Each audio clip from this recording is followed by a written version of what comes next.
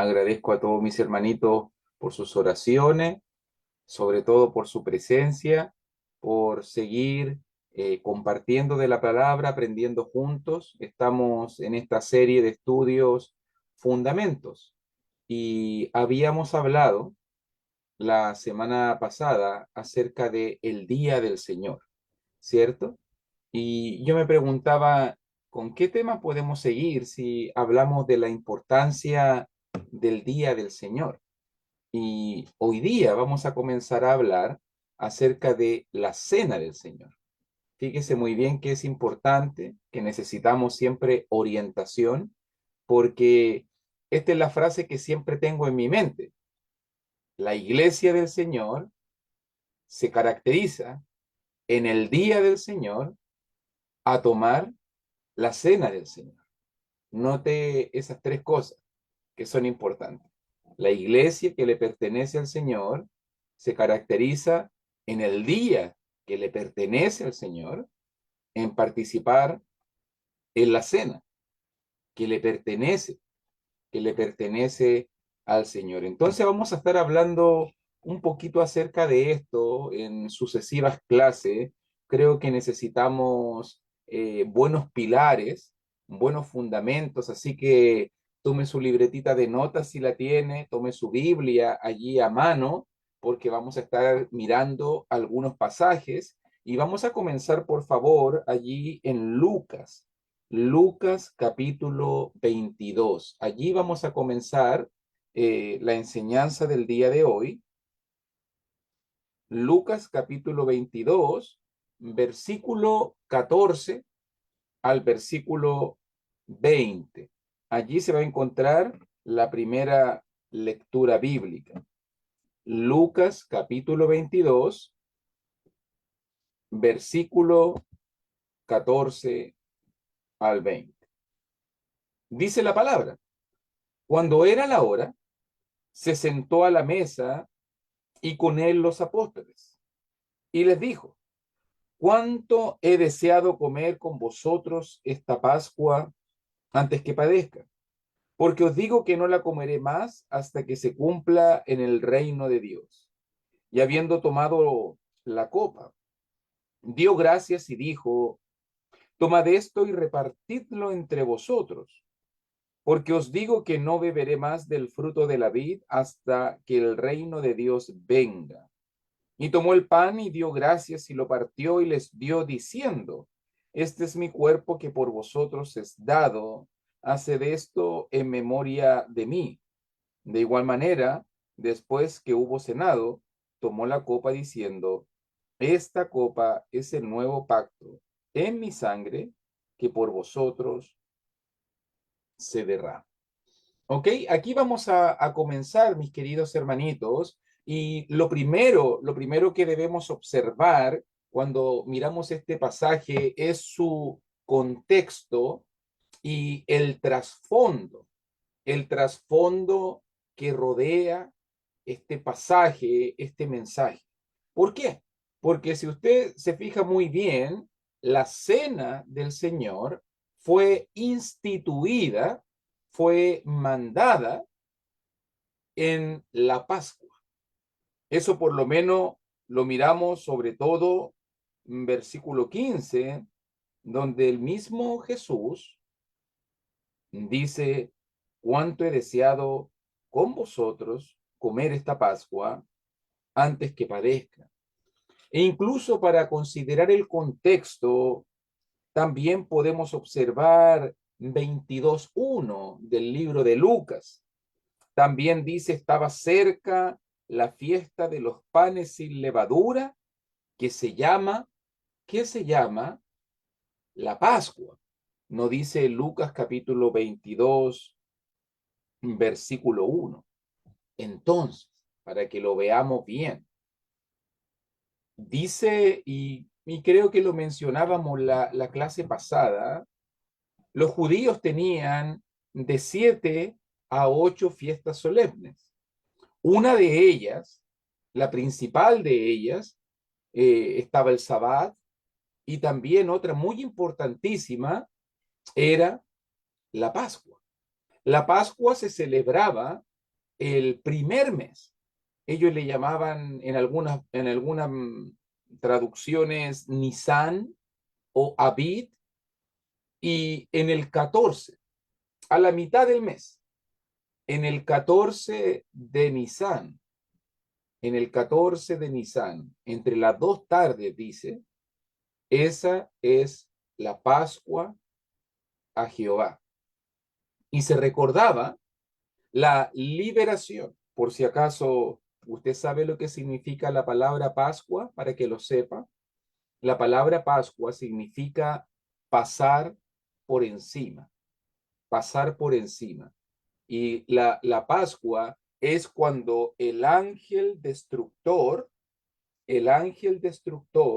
pasó por encima del campamento de Israel y mató a todos los primogénitos de los egipcios.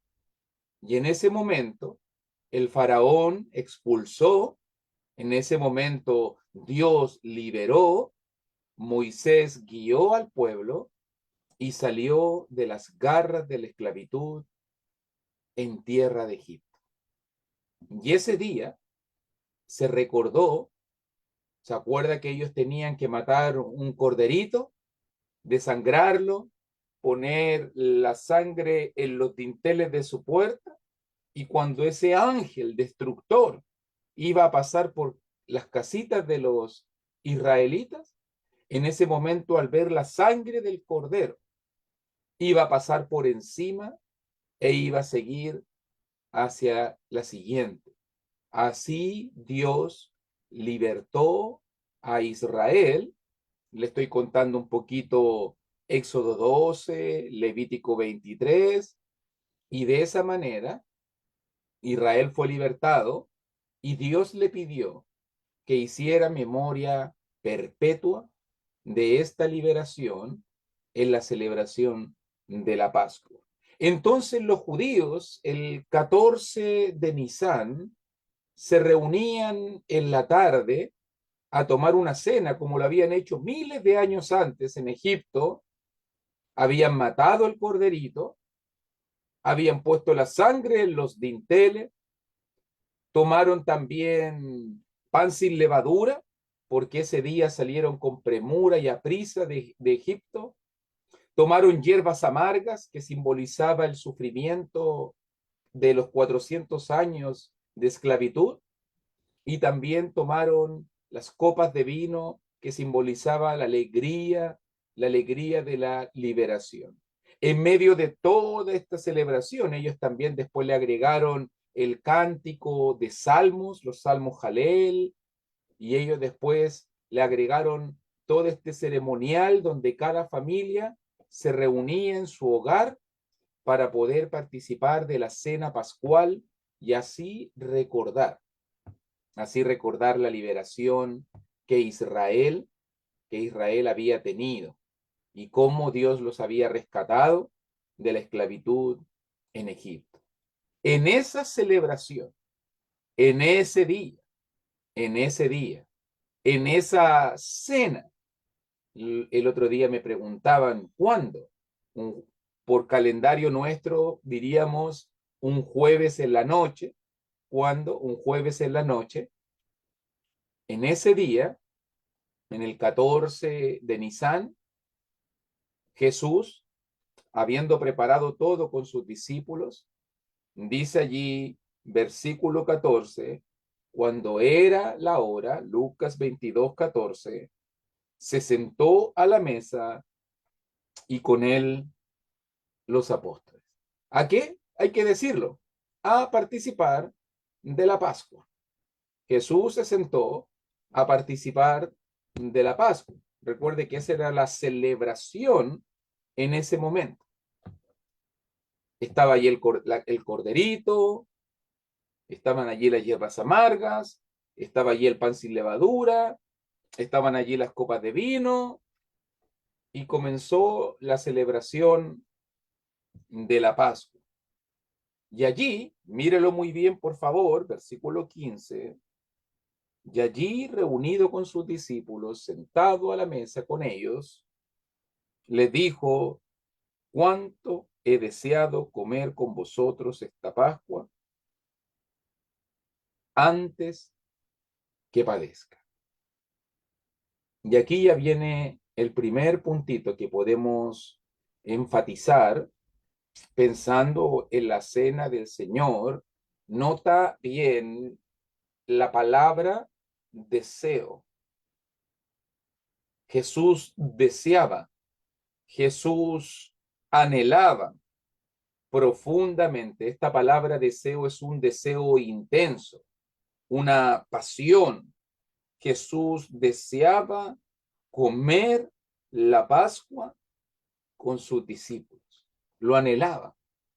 Nota muy bien que Jesús toma, y esto tengo que decirlo de inmediato, Jesús tomó dos elementos de la Pascua judía y los reinterpretó, y Jesús los moldeó nuevamente. Jesús toma dos elementos de la Pascua judía y ahora le da un nuevo significado. Por eso había pan sin levadura, te lo explico. Por eso había las copas de vino, te lo explico. Entonces Jesús, tú ya conoces el simbolismo de esta celebración judía, va a reinterpretarla y va a formar ahora su propia celebración, y ahora va a decir, con este pan sin levadura, ahora esto va a simbolizar mi cuerpo, y ahora con este fruto de la vid, ahora va a simbolizar mi sangre. Pero lo primero, ¿en qué cositas podemos aprender? Número uno, el deseo, la intención. Verso 15, Jesús anhela, Jesús desea. Me encanta decirlo de esta forma porque siempre en la terminología de la cena del Señor, siempre Jesús habla en términos imperativos. ¿Se ha dado cuenta de eso? Términos imperativos. Tomad, comed. Cuando le agregamos al verbo una D al final, tomad, comed, ese verbo se vuelve imperativo, se vuelve una orden, se vuelve una demanda, una obligación. O sea, Jesús no está preguntando si usted quiere tomarla. Jesús no está preguntando si usted quiere participar, si usted quiere beber de la copa, si usted quiere comer del pan. Jesús dice, tomad. Es una obligación, es un compromiso. Tomad, comed. No te está preguntando si tú quieres. Tienes que hacerlo.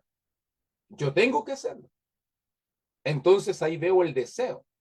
Ahí veo la intención, ahí veo la fuerza del mandamiento.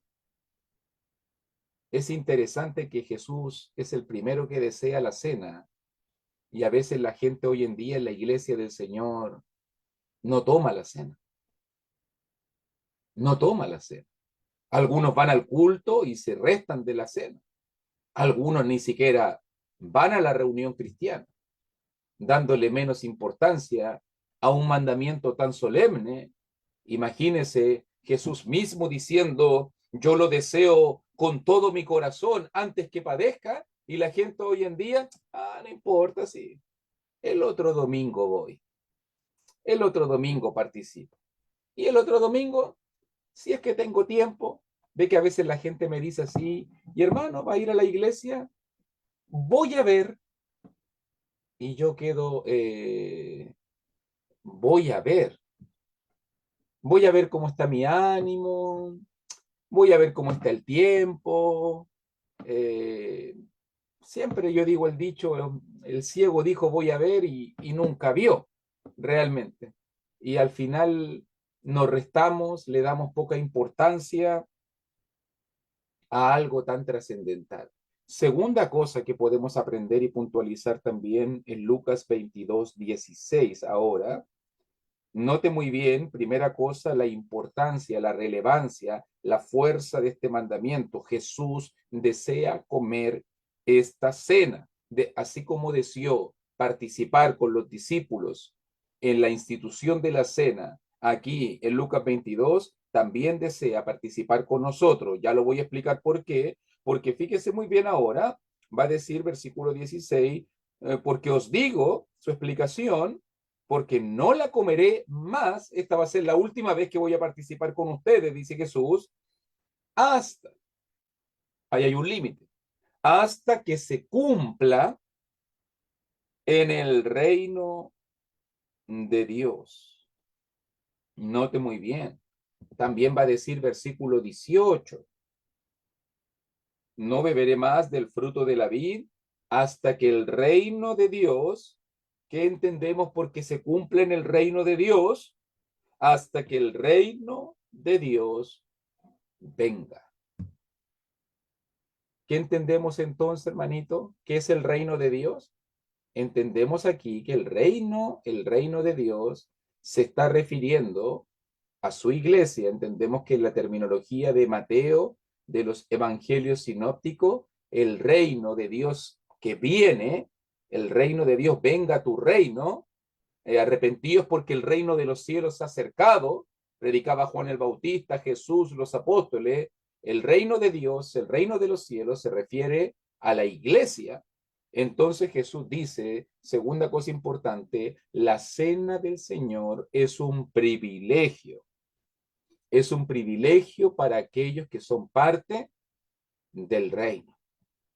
¿Eres parte del reino de Dios? Entonces es un privilegio. Verso 15 es un mandato y una obligación. Verso 16 es un privilegio. Jesús mismo, como dice allí, versículo 16, no la comeré más. Eso significa que cada domingo, desde que la iglesia del Señor fue establecida en Pentecostés, significa que cada domingo Jesús come la cena, participa de la cena con nosotros. Imagínense, el primero que llega al lugar de reunión, el primero es el Señor Jesús. El primero que se sienta a la mesa, el primero, el anfitrión que prepara todo para que nosotros podamos comer en la mesa del Señor. Es él.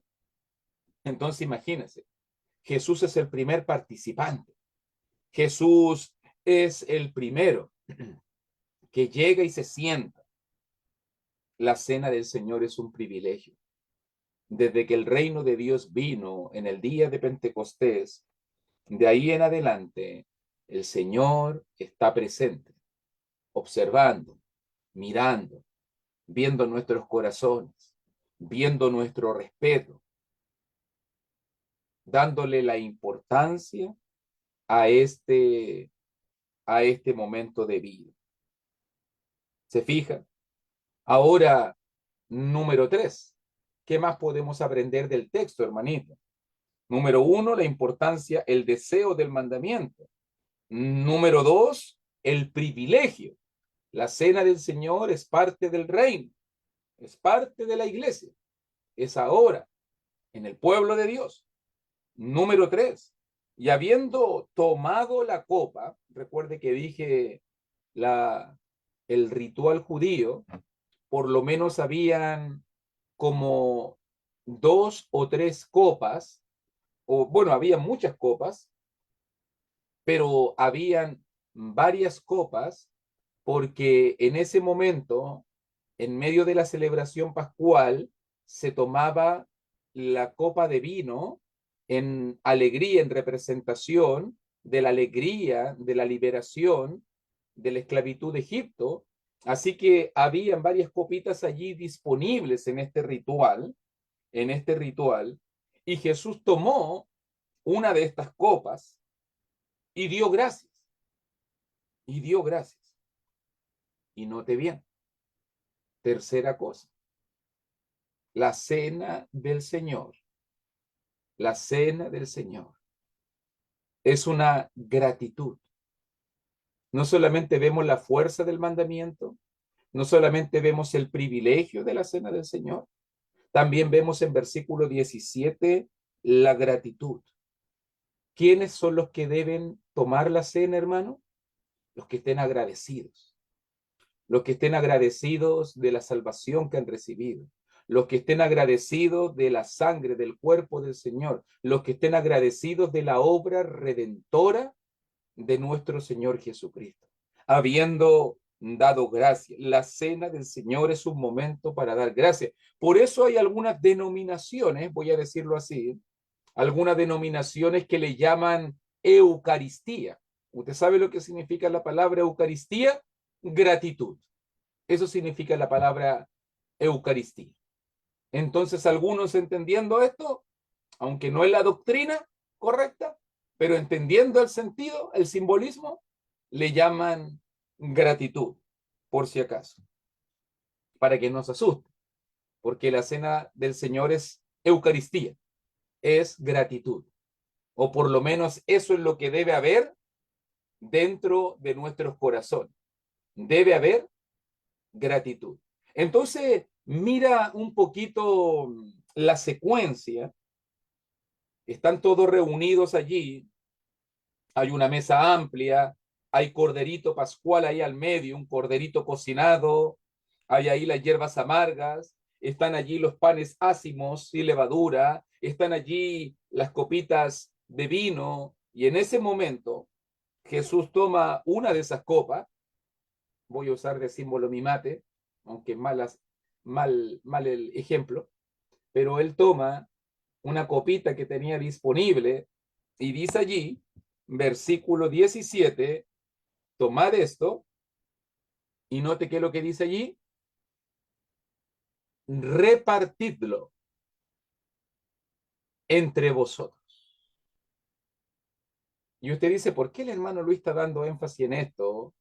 Por si acaso, para que sepa, porque anda gente por ahí. Ay, hermano, es que hay que tomar la cena en una sola copa. ¿Se ha dado cuenta? He escuchado por ahí algunos que andan peleando, que una copa que... Yo a veces le digo, imagínense la iglesia de Jerusalén, más de 3.000 miembros, ¿de qué porte tiene que haber sido la copa para 3.000 personas? Me imagino que tiene que haber sido como, no sé, un balde o algo así, ¿cierto?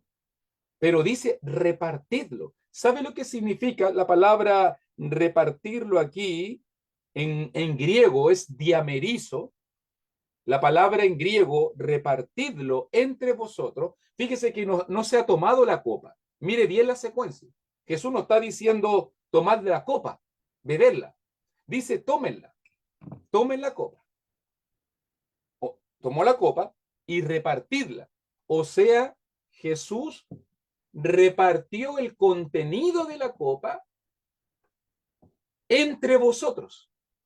O sea, en las copitas individuales, no, obviamente no estoy diciendo que eran pequeñitas, pero en las copas individuales que habían en la mesa, para que cada uno de los apóstoles tuviera también una copa y pudiera participar. Repartieron el contenido. Eso es lo que pasó en la cena allí ese día, para que lo vea bien. Tomó la copa, la repartió. Todavía no la han bebido. Y ahí está la secuencia. ¿Qué más después? Versículo 18. Porque os digo que no beberé más del fruto de la vid hasta que el reino de Dios venga. Note muy bien, no beberé, versículo 18, verso 16, no la comeré. No la comeré, verso 16, no beberé, versículo 18, Jesús mismo se hace participante de la cena del Señor. No es que Él viene a inspeccionar, Él come con nosotros, Él bebe con nosotros, Él participa con nosotros, Él se hace parte, Él se hace parte con nosotros. Otra cosa interesante también que quiero destacar es que en versículo 18 no solamente nos está diciendo el lugar, el momento cuando se va a hacer, que ya destacábamos en 16, sino también nos dice el contenido, dice el fruto de la vid. Me encanta esa frase, me encanta esa frase, porque cuando hablamos del fruto de la vid, está hablando del producto de la uva, del producto de la vid. Eso es el fruto, el producto. Y me encanta porque a las personas le encanta debatir y a los apologetas y exegetas le encanta discutir de que si era vino, no era vino, de que si era jugo de uva, no era jugo de uva, y pelean y se dividen y dividen congregaciones y se expulsan y mandan cartas de excomunión y peleando cuando yo le digo, lea el pasaje, fruto de la vid. ¿Qué es eso? Producto de la uva. Pero que hermano, ¿puede ser vino? Fruto de la vid. ¿Qué es lo que dice allí? Producto de la uva. Yo no voy a discutir con nadie lo que dice el texto claramente. No, es que tiene que ser jugo de uva solamente. ¿Dice solamente o dice producto de la vid? Entonces, cualquier elemento que cumple la función de ser producto de la uva, jugo de uva o vino, está cumpliendo la función. Fruto de la vid. Fue súper específico y a la vez general. Yo creo porque así iba a evitar que nosotros peleáramos. Aún así la gente sigue peleando. Es que tiene que ser exactamente en una sola copa como el Señor lo hizo. Exactamente con él. Ojalá se pudieran conseguir la copa que usó Jesús en la cena. Y ojalá pudiesen tener guardado el vino que Jesús usó en la cena para ser más bíblico. Pero si tú te fijas muy bien, entendiendo ahora la secuencia, entendiendo el ceremonial judío, lo que se estaba haciendo en ese momento, las copas que habían disponibles, el vino que estaba disponible en ese momento, lo repartieron, lo pusieron en sus copas individuales, Jesús tiene la copa en la mano, Jesús está explicando que ya no va a participar de esto aquí en esta vida, en esta tierra, pero va a seguir participando con nosotros cuando venga el reino, y esto tiene que ser importantísimo, fruto de la vid. Ahí están los límites del mandamiento. Ahí están los límites del mandamiento. No podemos ir más allá. No podemos ir más allá. No puedo decir, no, puede ser con Coca-Cola, puede ser con otro tipo de bebida. No, fruto de la vida. Es importante entender que limita, obviamente, que limita, que nos da una orientación. También Jesús, allí disponible, también estaba allí el pan ácimo, y en versículo 19 también tomó el pan y dio gracias, nuevamente la misma idea, 17 dio gracias, verso 19 dio gracias. Y lo partió, partió el pan, tiene que haber sido una barra grande de pan ácimo, y lo partió, y así como lo hizo con la copa, así como lo hizo con la copa, para que usted vea bien, también lo partió y les dio diciendo, ¿ok? Yo estoy destacando todos estos puntitos, hermano, y discúlpenme el detenerme, porque hay gente que pelea, es que tiene que ser en una sola copa, es que el pan no puede ser partido, tienen que entregarle el pan en la mano a la gente, ellos tienen que sacarlo. Hay gente que se ha dividido en la iglesia por eso, hermano, para que usted entienda. Por eso yo estoy dando énfasis en estos puntos, para que vea la secuencia bien y se dé cuenta que no hay un ritual pragmático y no hay aquí unos mandamientos literales a ser observados. Jesús está celebrando la Pascua, está tomando estos elementos, lo está reinterpretando y está ahora formando esta nueva ceremonia que le llamamos nosotros la Cena del Señor y que se recuerda. Y allí Jesús toma el pan, y allí da gracias, oró por este pan, allí partió y les dio diciendo, y fíjese la reinterpretación ahora, este es mi cuerpo. Ya no es solamente un pan ácimo, ahora simbólicamente va a representar, ahora cuando ustedes se sienten a la mesa, va a representar mi cuerpo que por vosotros he dado. Y nótelo bien ahora, versículo 19, haced esto en memoria de mí. Entonces también entendemos que la cena del Señor es un memorial, un recordatorio. Específicamente aquí en verso 19, un recordatorio en el cuerpo del Señor, en el sacrificio, en su cuerpo inmolado, en su cuerpo llagado, en el sufrimiento que Jesús enfrentó. Aquí está, este pan simboliza mi cuerpo y que es dado para ustedes. Es entregado mi cuerpo, mi vida, es sacrificada por ustedes. Nunca se olviden de esto. Hagan esto en memoria de mí.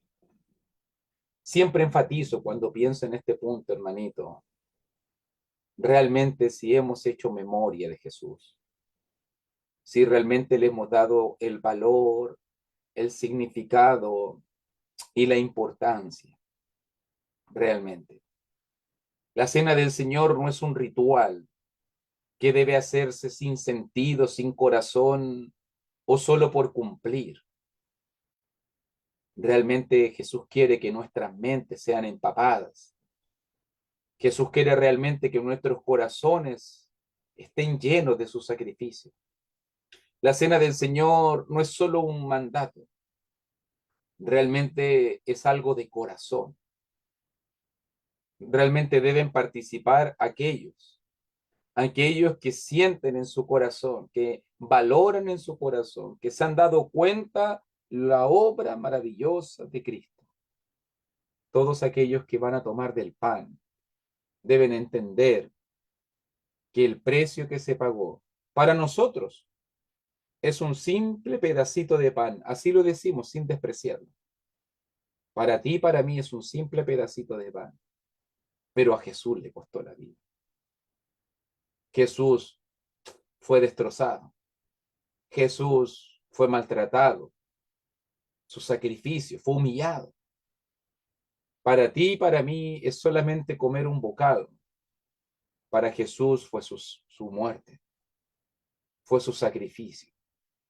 Entonces todos aquellos que toman del pan deben entender el valor del sacrificio. Y por eso Jesús toma este elemento, el panásimo, y lo reinterpreta y ahora lo trae a esta nueva celebración en el nuevo pacto.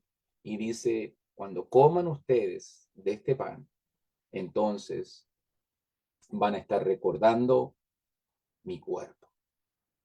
Y allí, acuérdese que las copitas ya habían sido repartidas, ya todos tenían un poquito de esto, del fruto de la vid, y Jesús toma la copa, de igual manera después que hubo cenado, después de que comió, tomó la copa repartida, diciendo, esta copa, esto que tenía en su mano, es el nuevo pacto en mi sangre que por vosotros se derrama. Y nuevamente allí reinterpreta esto con la sangre del nuevo pacto, con la sangre que cubre y limpia. Me recuerdo la terminología de Mateo 26 y me recuerdo que Jesús allí en la cena pascual también, en Mateo 26, 28, dice, esto es mi sangre del nuevo pacto, que por muchos es derramada para remisión de los pecados.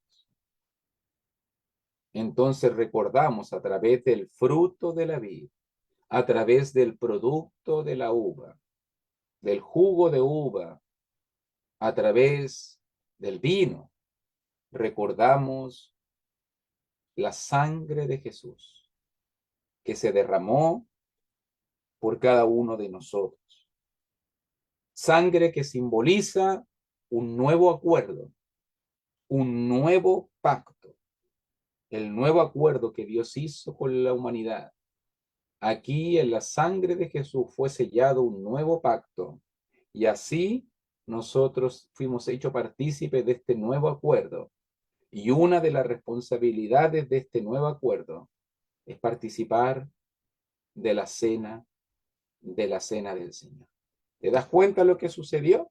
Y Jesús tomó estos dos elementos, el fruto de la vid y el pan sin levadura, y los reinterpretó, les dio un nuevo sentido, les dio un nuevo significado, y ahora esto es mi cuerpo, esto es mi sangre, la sangre que se derramó, la sangre que simboliza un nuevo pacto que trajo perdón, que trajo limpieza, que trajo un nuevo acuerdo, una nueva relación, una nueva iglesia. La iglesia surge de la sangre del Cordero.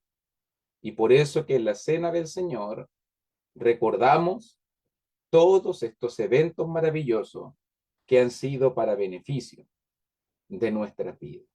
Por eso, fíjese muy bien, si saltamos ahora, acompáñeme por favor a Hechos capítulo 2, porque pasaron 50 días,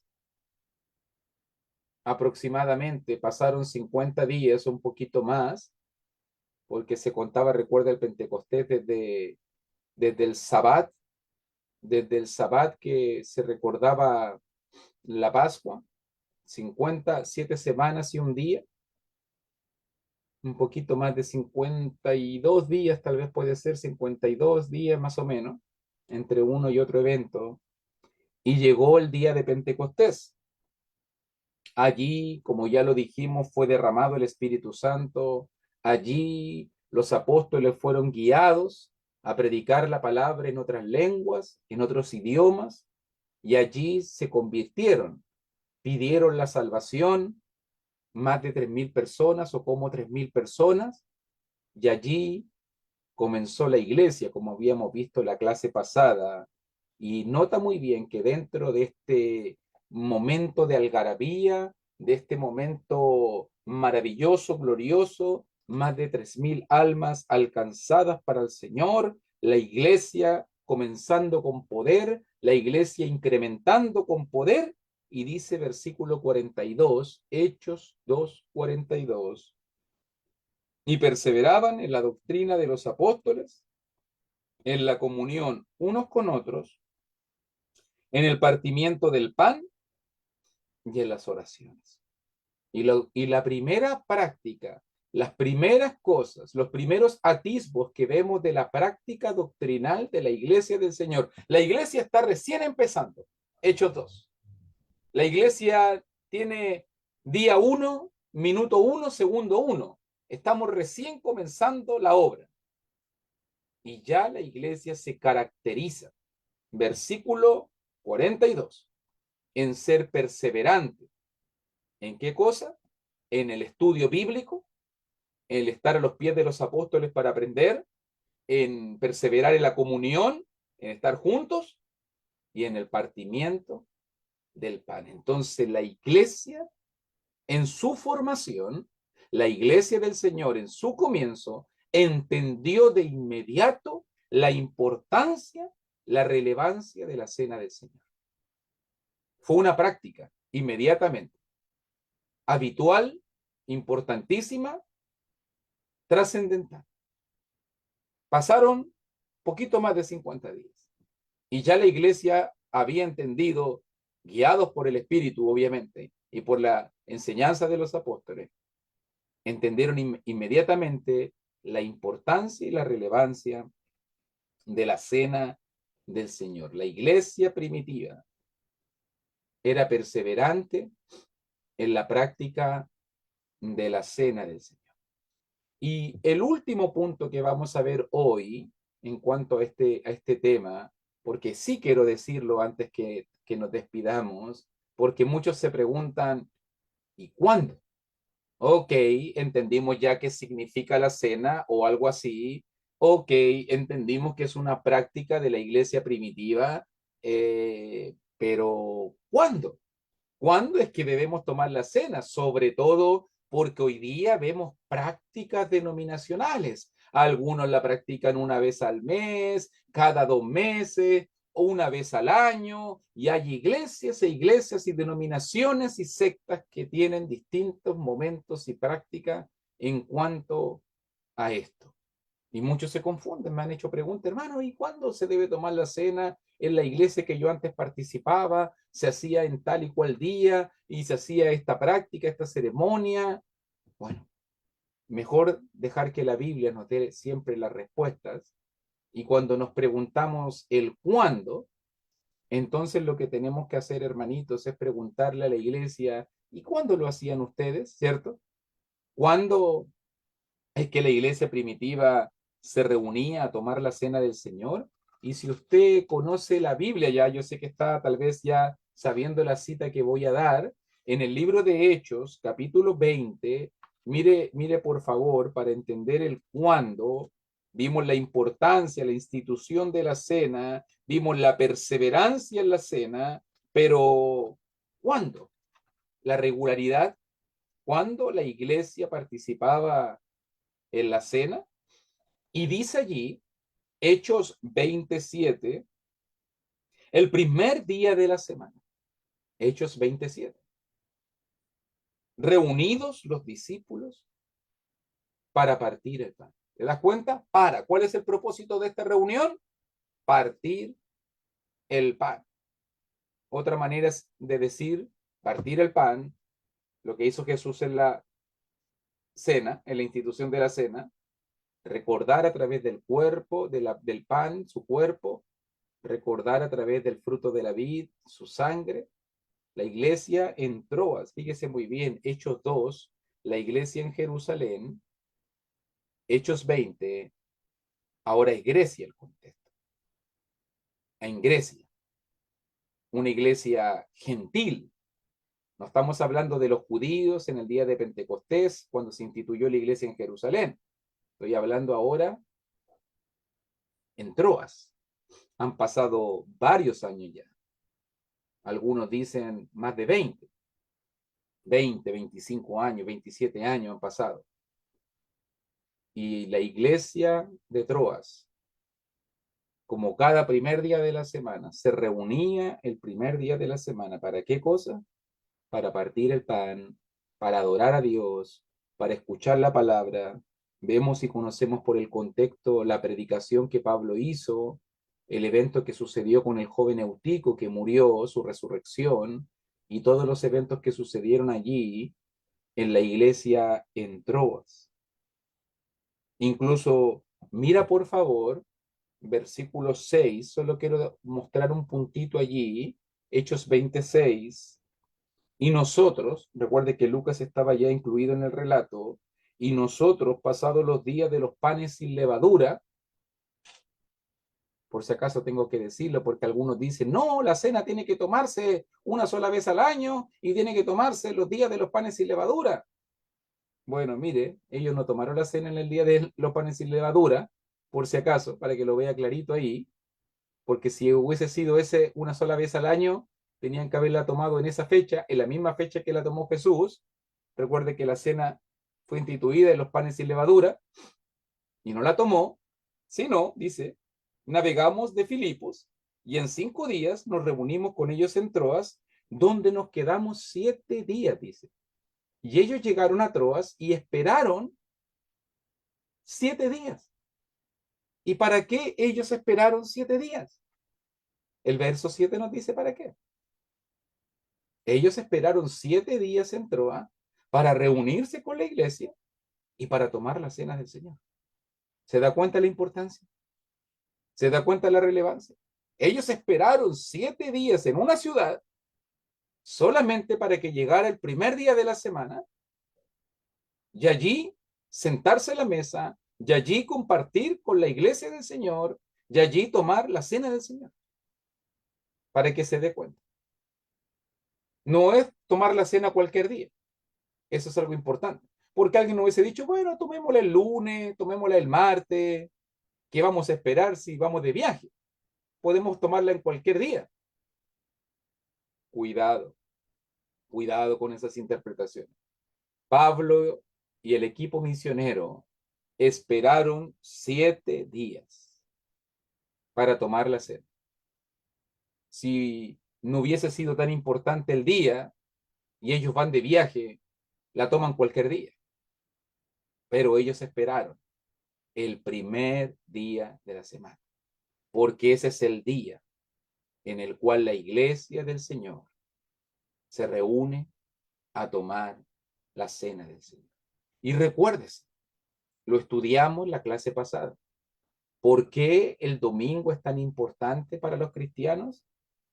Jesús resucitó un domingo, ¿se acuerda? Mateo 28. La iglesia fue establecida un domingo, Hechos capítulo 2. El Espíritu Santo fue derramado un domingo, Hechos capítulo 2. El mundo comenzó un día domingo, Génesis capítulo 1, el domingo, el primer día de la semana, el día del Señor, es muy importante para los cristianos. Y por eso Pablo esperó 7 días en Troas para tomar la cena del Señor y así participar el culto con la iglesia en Troas. ¿Se da cuenta la importancia? Si no hubiese sido tan relevante, si podía tomarse cualquier otro día, si hubiese sido una vez al año, la toma en los panes sin levadura, si podía tomarse cualquier día, podía haber elegido cualquier día de la semana para hacerlo, pero no la tomó en los panes sin levadura y no la tomó en cualquier día de la semana. Esperaron que llegara el primer día de la semana. Así que tenemos que decirlo bien. Aquí tenemos un ejemplo apostólico aprobado. La práctica de la iglesia del Señor en Troas. La práctica de la iglesia del Señor era tomar la cena, el primer día de la semana. Y como se hizo en Troas y como se hacía en el primer siglo, la práctica de la iglesia del Señor en el siglo XXI, la práctica de la cena, la práctica de la iglesia del Señor hoy es tomar la cena el primer día de la semana, tomar la cena cada, cada domingo. Por eso lo hacemos el domingo, porque la iglesia entró lo hacía el domingo, porque los apóstoles lo hacían el domingo, porque la práctica habitual de la iglesia era participar de la cena del Señor cada primer día de la semana.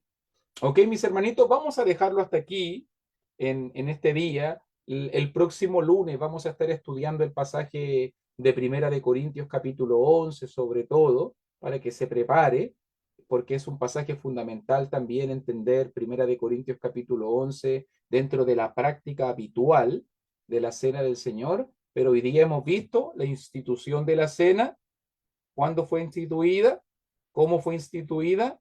Vimos también la práctica de la iglesia primitiva, Hechos 2:42, y hemos visto cuándo debe participarse de la cena del Señor, el primer día de la semana, Hechos 27. Así que agradecemos su atención.